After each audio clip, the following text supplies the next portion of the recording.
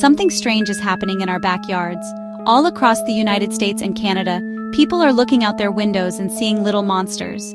They scamper up trees, they leap across fences, they raid the bird feeders just like they always do. But these are not the cute, bushy-tailed squirrels we know and love. These animals look like they have stumbled out of a scary movie. Their faces are covered in lumpy, dark growths. Their skin looks stretched and sore. Some people have started calling them zombie squirrels.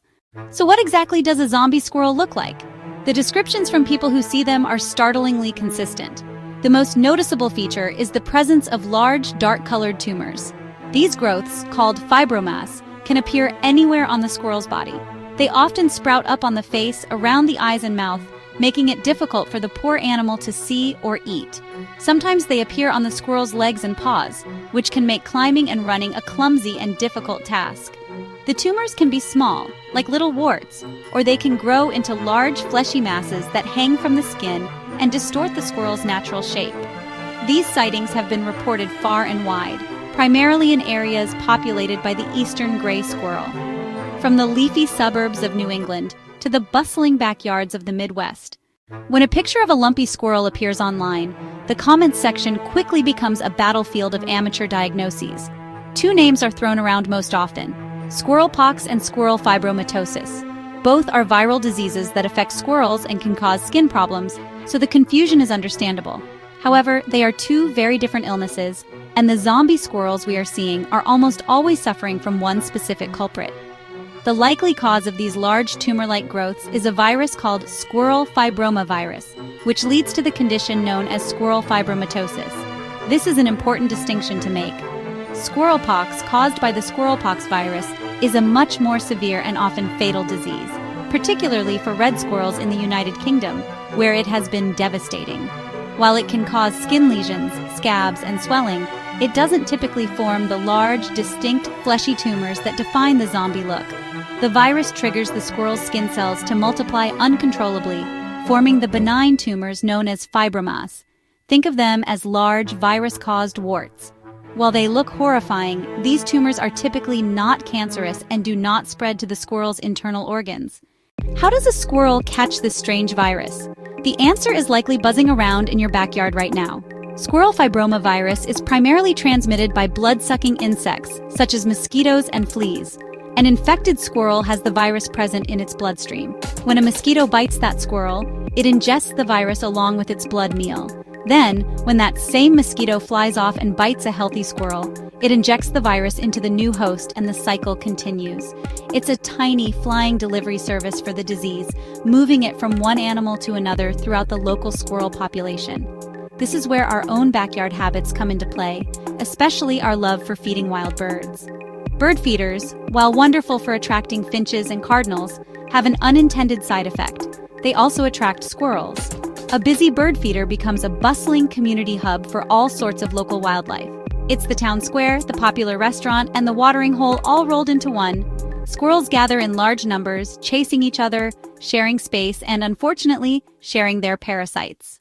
A place where many squirrels congregate is a perfect breeding ground for a disease transmitted by insects. When you see a sick or injured animal, the natural human response is to want to help. Your heart really goes out to the poor squirrel struggling with these terrible-looking growths. It might seem like the kind thing to do to try and catch it, to offer it food from your hand, or even to try and treat its wounds. However, wildlife experts have a very clear and unified message on this. Do not touch or try to help these squirrels. You should always keep a safe distance. This advice is given not just for your own safety, but for the well-being of the squirrel as well. Even a sick animal is still a wild animal. If you try to corner or catch it, its survival instincts will kick in. It will see you as a predator, a threat to its life. It will likely become terrified and may try to bite or scratch to defend itself. A squirrel's bite can be surprisingly deep and painful, and it can definitely become infected. If you find a squirrel that is in truly dire condition, for example, it is unable to move, is clearly starving because tumors are blocking its mouth, or is suffering from a severe open wound, the best course of action is to call a professional. Contact your local animal control office or a licensed wildlife rehabilitator. These experts are trained to assess the situation safely and humanely. After the initial shock of seeing a zombie squirrel, a second thought quickly follows for many people, especially for parents and pet owners. If this virus can do that to a squirrel, could it do the same thing to my dog, my cat, or even my children? This is a perfectly reasonable fear. We are constantly hearing about diseases that can jump from animals to humans, so it's natural to be cautious. The good news, however, is that in the case of squirrel fibromatosis, you can put those fears to rest. This virus is very, very specific about who it infects. Wildlife disease experts and veterinarians have studied this virus, and they all agree. Squirrel fibromavirus is not known to be transmissible to humans. Our bodies are completely different from a squirrel's on a cellular level. The virus is designed to invade and replicate within squirrel cells, and it simply does not have the biological keys to unlock and enter human cells. We are, for all intents and purposes, immune to it. The same relief applies to our furry family members. There have been no documented cases of squirrel fibromatosis being transmitted to domestic animals like dogs or cats. Your curious dog might chase a sick squirrel, or your cat might watch one from the window, but they are not at risk of catching the virus. While the sight of a squirrel covered in tumors is alarming, its story often has a surprisingly positive ending. Squirrel fibromatosis is rarely a death sentence. In fact, for the vast majority of infected eastern gray squirrels, the disease is a temporary condition that they overcome on their own. The squirrel's immune system is a powerful thing. Once the virus has been detected, the body begins to mount a defense. It starts producing antibodies specifically designed to fight the squirrel fibromavirus. It's a slow and silent battle, fought from within the squirrel's own body.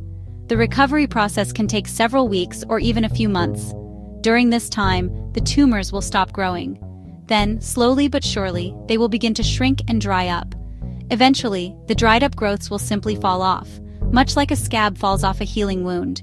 In many cases, they leave behind very little scarring. A squirrel that looked like a zombie 1 month might look perfectly healthy and normal a few months later, with a full coat of fur and no signs of its previous ordeal. Of course, there are exceptions. The prognosis is not as good if the tumors grow in a particularly bad location. For instance, if large growths cover the squirrel's eyes and make it blind, it will be unable to find food or spot predators. This, however, is the exception rather than the rule for a healthy adult squirrel. While the sight of a zombie squirrel might be new to you, the phenomenon of viruses causing tumor-like growths in wild animals is not at all new or unique. Squirrel fibromatosis belongs to a family of viruses called poxviruses, which are known for causing skin lesions and growths in a wide variety of animals across the globe. One of the most well-known parallels is found in rabbits. Cottontail rabbits can be infected with a related virus called the Shope papillomavirus. This virus causes bony horn-like tumors to grow on the rabbit's head and body. These growths are often called jackalope horns, and they are thought to be the source of the mythical jackalope legend. Just like with squirrels, the virus is transmitted by insects, and the tumors, while alarming in appearance, are often benign, and the rabbit can recover. Similar skin conditions can be found in many other species as well. Deer can get cutaneous fibromas, which appear as lumpy, warty growths on their skin. Even some species of birds can develop avian pox, which causes warty growths on their feet, legs, and around their beaks. In the marine world, sea turtles can suffer from a disease called fibropapillomatosis, which causes large tumors to grow on their soft tissues and can be much more debilitating than the squirrel version. Seeing these parallels helps us zoom out from the specific case of the zombie squirrel and appreciate the broader picture of wildlife diseases. Viruses, bacteria, and parasites are a constant presence in any ecosystem. They co-evolved with their hosts over millions of years, leading to a complex dance of infection and immunity. The growths we see are simply the outward sign of this ongoing ancient battle. The zombie squirrel invasion, as scary as it sounds, is not a cause for panic. It is a powerful lesson in wildlife biology, unfolding right outside our kitchen windows. We have learned that these unfortunate-looking creatures are not undead monsters, but are sick animals, most likely suffering from a common virus called squirrel fibromatosis. We have seen that this virus, while visually shocking, is not a threat to people or our pets. Our role in this backyard drama is to be informed and responsible observers. The knowledge that bird feeders can create hotspots for disease transmission doesn't mean we must banish them. Instead, it encourages us to practice better wildlife stewardship. This can be as simple as cleaning our feeders regularly with a mild bleach solution. using feeders that are harder for squirrels to access, or simply spreading seed on the ground in different spots to prevent crowding.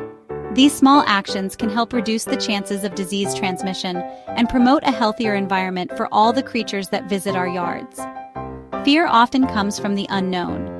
By shining a light on the science behind the zombie squirrels, the fear can be replaced with understanding and empathy. The next time you see a squirrel with these unsightly growths, you will no longer see a monster. You will see an animal fighting a battle with a virus, a battle it is statistically likely to win. You will know to keep your distance, to keep your pets away, and to call a professional only if the animal is in immediate, life-threatening distress. Ultimately, sharing our spaces with wildlife means accepting all of nature, not just the cute and cuddly parts. It means witnessing illness, injury, and the harsh realities of survival.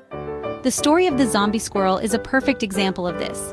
It's a bit grotesque, a little dramatic, but it's also a fascinating look at virology, animal immunology, and the complex web of life that connects insects, squirrels, and even our own backyard habits. By choosing to learn rather than fear, we become better, more compassionate neighbors to the wild animals that make our world so wonderful.